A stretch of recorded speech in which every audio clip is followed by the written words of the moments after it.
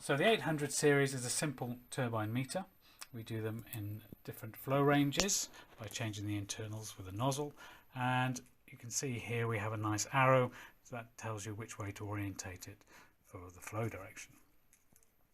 The unit itself has got a Hall effect sensor internally, and as the turbine goes past the Hall effect sensor it sends out a pulse, and for that we have 3 wires coming off. So we have a power wire for plus volts, a 0 volts, which we use the screen on this one, and then we have the pulse itself. What we're going to do today is I'm going to connect it into one of our Pulsite display systems.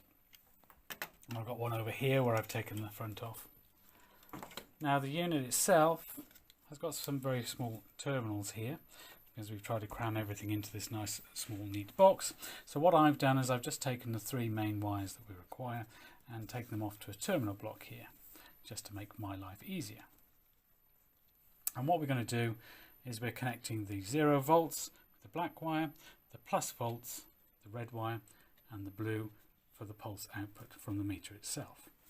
Now the Pulsite Solo requires a power supply itself for long-term running, and as does the meter. So what I've done is I've taken 2 wires off here, which will then power both the display unit here and also the flow meter as well.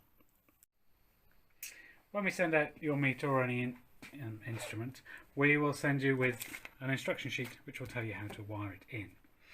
The 800 series, no exception to these. For all our mini turbines, we have a variety of connections that will come with the unit depending which one you've chosen. We have the flying lead, so the lead coming straight from the meter here, and as you can see we should have 3 wires, a red, a screen wire and a blue. So as you can see here, the red, the screen and the blue. So the red is the plus volts, screen 0 volts, and the blue is the pulse output. Now this unit is an exception to most of our units in that it has a pull-up resistor already in there, so you don't need to worry about putting in any kind of pull-up resistor. Moving over here, a unit is installed already, so I'm now ready to wire this directly in to my display.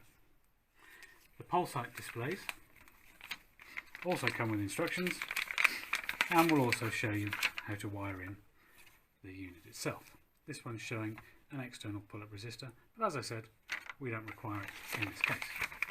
So it's simple enough.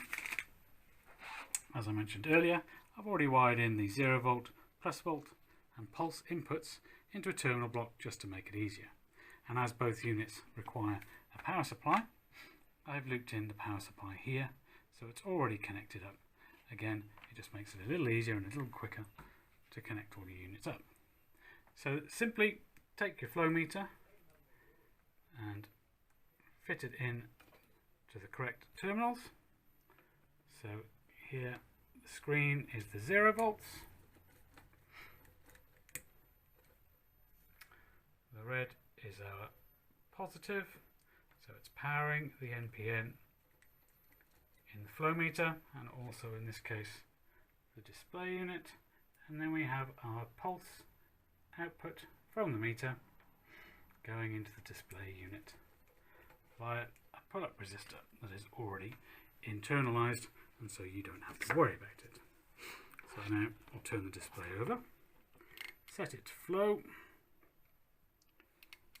by pressing the button on the left. So we're now on flow in litres a minute, and I'll turn on the power supply to the unit itself. This unit only requires about 4.5 to 24 volts, and I'll plug in the flow. And there you go. As soon as the turbine starts spinning, the Hall effect sensor picks up the flow and sends pulses out. This display unit, I've already preset how many pulses we expect per litre into the unit, and so there we are. We've got around 0.7 litres a minute flowing through this, and it's all wired up and ready to go. This one's a very simple unit to set up. Some of them are a little more complicated, but again, if you have any questions or queries, just give us a call and we'll help you through.